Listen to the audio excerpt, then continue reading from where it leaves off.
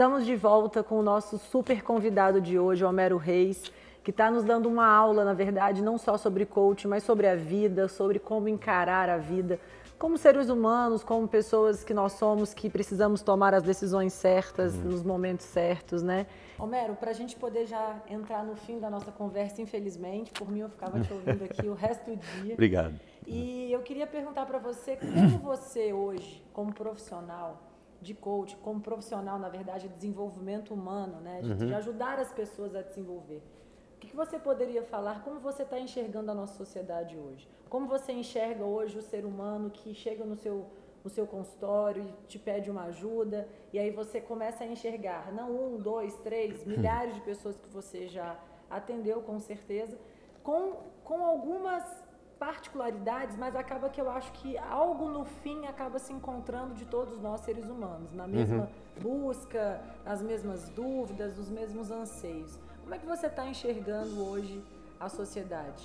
Olha, eu diria que essa é uma pergunta que dá uma biblioteca de resposta, mas eu tenho tentado sistematizar isso em 3 pontos.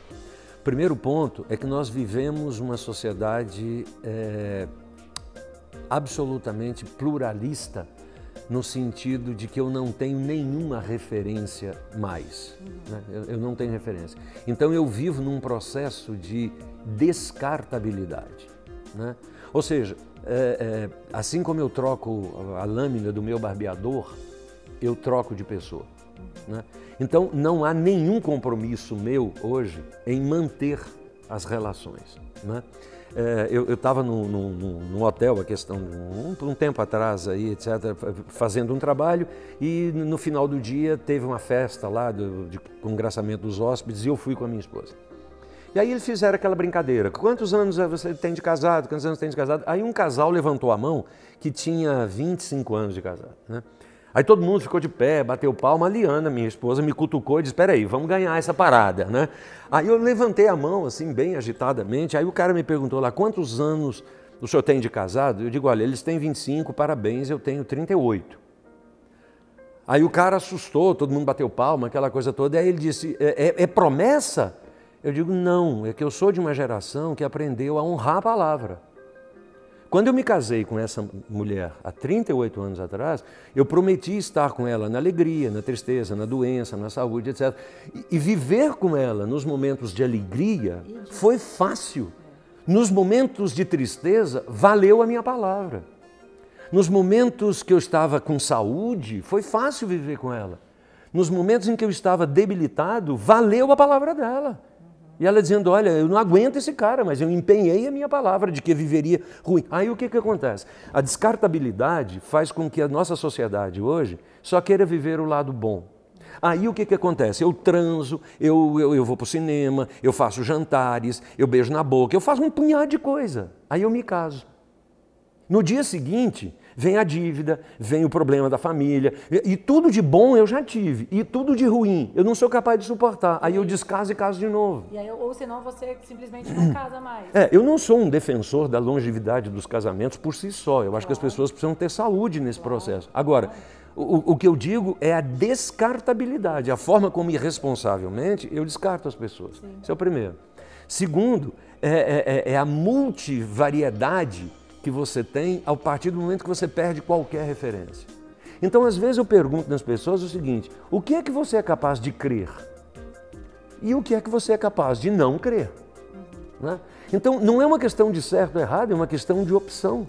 Então, veja, eu creio nisso, o meu ponto de vista é esse, eu sou capaz de respeitar o outro, mas eu não fico amebisticamente falando, transitando em todas as coisas. Hoje eu penso isso, amanhã eu troco. Então, eu perco a minha identidade. Então, veja, então você tem o problema da descartabilidade, você tem o problema dessa falta de referência e você tem o problema do imediatismo, que o imediatismo, para mim, é o pior deles. Ou seja, eu sou criado num contexto em que eu aperto o botão e a luz acende.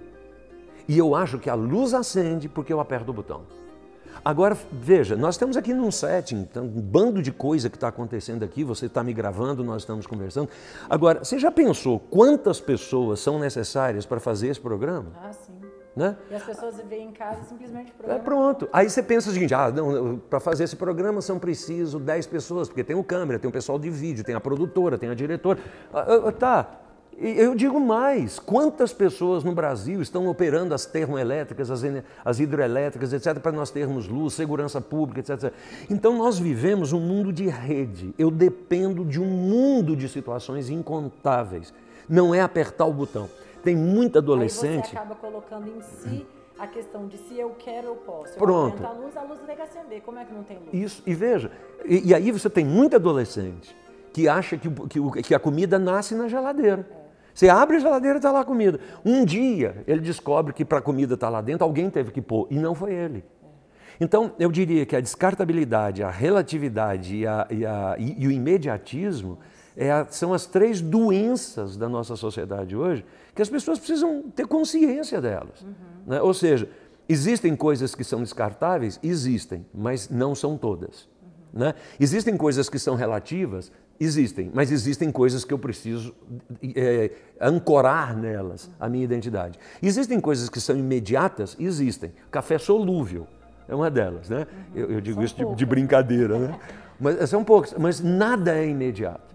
Eu termino... Talvez você também queira assim, eu briguei hoje com meu chefe, ou tive uma discussão com meu marido, quero chegar em casa e obrigatoriamente ter um buquê de flores me esperando, sendo que eu não fiz nada por isso. A gestação de uma expectativa não fundada. Né? Eu brinco muitas vezes com essa coisa dizendo o seguinte, a gente precisa ter a consciência de que as coisas acontecem ao longo de um processo. Né? Eu perguntei para um aluno recentemente, eu perguntei o seguinte, falei, quanto tempo você leva para comer um bom pão de queijo mineiro? Aí ele virou para mim e disse o seguinte, 20 minutos. Eu digo, mas por que 20 minutos? Eu digo, simples, eu vou no supermercado, compro pão de queijo congelado, boto no forninho, 20 minutos, está assado e eu como. Eu digo, legal, uma boa resposta. Aí perguntei para um outro aluno, né? Eu falei, me conte uma coisa, quanto tempo para comer um bom pão de queijo mineiro? Ele disse, 10 anos. Eu digo, por que 10 anos? Ele diz, porque para ter pão de queijo, eu preciso ter leite. Para ter leite, eu preciso ter vaca. E a vaca precisa ser adulta, porque ela precisa estar gerando. Eu preciso ter polvilho. Para poder ter polvilho, eu tenho que ter mandioca. Para ter que ter mandioca, alguém plantou. E ele foi me contando essas coisas. Eu digo o seguinte, bom, mas então para você comer o seu pão de queijo, você está se remetendo a Adão e Eva. Ele diz, pois é. Eu digo, legal. Olha que resposta interessante. Um é imediatista, o outro é processual. Muito provavelmente, essa pessoa que entende o processo, ela tem muito mais maturidade para aquela que é imediata. Às vezes, o que eu digo para as pessoas que vêm nos procurar lá na empresa, por uma situação que as está inquietando, eu pergunto o seguinte, me conta a história disso. Está te inquietando hoje, mas qual é a história disso? E você descobre que atrás de um problema existe uma história. E se eu consigo voltar atrás na história, eu consigo reinterpretar a minha vida. E o conceito, Analia, que é fundamental para a gente poder entender isso, é assim, você não muda fatos, mas você muda a interpretação dos fatos. E a sua vida não é fundada em fatos, ela é fundada em interpretações. Se eu mudo a interpretação, eu mudo a minha relação. Acaba que eu mudo... Não o fato, mas eu mudo como eu vejo o fato. Isso já muda os meus sentimentos em relação àquilo, que eu já fiquei bem. Uma menina contou para mim, uma cliente contou para mim uma história da gata borralheira, não é gata borralheira, não. Cinderela. Ela me contou uma história de Cinderela. O pai e a mãe se casaram, ela nasceu. Quando ela tinha 4 ou 5 anos, a mãe morre, fica ela e o pai. Passa-se 1 ou 2 anos, o pai casa-se de novo com uma outra pessoa. Essa outra pessoa vem morar com eles e traz 2 filhas. Então, a história da Cinderela, igualzinha. Ela vem me reclamar de que a madrasta dela é uma madrasta, é uma bruxa, uma odeia. E aí eu perguntei para ela o seguinte, falei, quem é você? Ela disse, não, eu sou uma executiva de sucesso, sou isso, sou aquilo, sou aquilo. Aí eu disse o seguinte, você consegue ver o papel da sua madrasta na geração da mulher que você é? Ela diz, não. Eu digo, então vamos começar uma sessão de coach agora. Conversamos, aí depois de muito tempo ela reconheceu, ela diz, você tem razão, a reação que eu tive àquela megera me fortaleceu, e por isso eu sou o que sou, porque reagi àquela megera. Eu digo, legal, então antes não era capaz, agora já é capaz de reconhecer, evoluímos. próxima pergunta para ela foi o seguinte: você é capaz de agradecer a ela pela história que ela gerou na sua vida? Isso jamais. Eu digo, bom, então é outro processo. Fomos, até que um dia ela chegou para mim e disse assim, ó, eu vou conversar com ela para agradecê-la pelo que ela fez comigo, mas eu jamais aceito o que ela foi. Eu digo, tudo bem. E aí ela marcou para conversar com a madrasta. A hora que ela senta com a madrasta e que conversa com a madrasta conta outra história. Quer dizer... Ela diz, minha filha, nunca eu te fiz isso, nada disso que você está contando aconteceu. E não temos tempo aqui, mas ela entendeu tanto que ela tinha sido injusta com a madrasta. Aí ela volta, e por incrível que pareça, né, a relação dela com a madrasta hoje é uma relação muito mais íntima do que com as filhas. Ela volta lá na empresa e diz, Homero, me explica. Eu digo, simples. Você perde a mãe, que era a pessoa que você gostava. Vem uma pessoa estranha que ocupa o lugar, trazendo duas meninas que ocupam o seu lugar. Você não pode odiar seu pai em nome da sua tristeza. Você odeia quem? Ela. Agora, na hora que você entendeu isso, esse foi o seu mecanismo de defesa para poder sobreviver neste processo. Na hora que você entende isso como processo, você refaz as suas emoções, reinterpreta os fatos e estabelece uma relação efetiva com a vida. A vida foi feita para ser amada, vivida e desfrutada. Por isso a ideia do paraíso. Nós fomos programados para o paraíso. E tudo aquilo que nos tira dele merece uma conversa com alguém que nos ajude a voltar para ele. Melhor definição de atendimento de coaching para mim.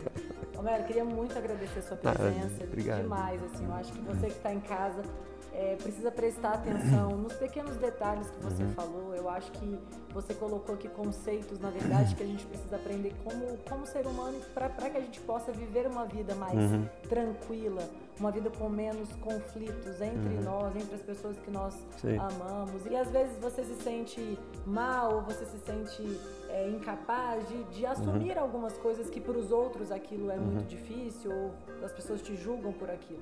Mas se você aceita aquilo e você convive bem com aquilo, o que importa é como você está vivendo, não como os outros te enxergam, ou não como as pessoas estão te julgando. Né? É a capacidade, eu chamo isso de capacidade de sustentar. A plenitude da felicidade agora. Né? Então eu queria muito agradecer a sua presença mais uma vez. Estamos você juntos. Que está em casa, não deixem de compartilhar com as pessoas que vocês conhecem. O nosso programa não vai estar só no ar hoje, mas você pode assistir todos os dias no nosso site, no vidaemconexão.com.br. Mais uma vez, muito obrigada. Estamos juntos. Estamos aqui felicíssimos com essa aula que você nos deu sobre o que é a vida.